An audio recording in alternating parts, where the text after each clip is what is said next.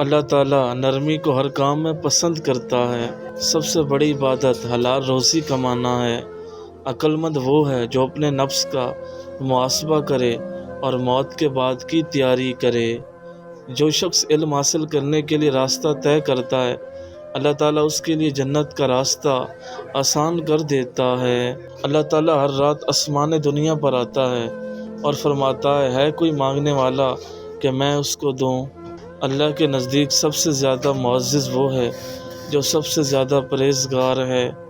जो अपने वालिदैन के साथ नेकी करता है उसकी उम्र में बरकत दी जाती है।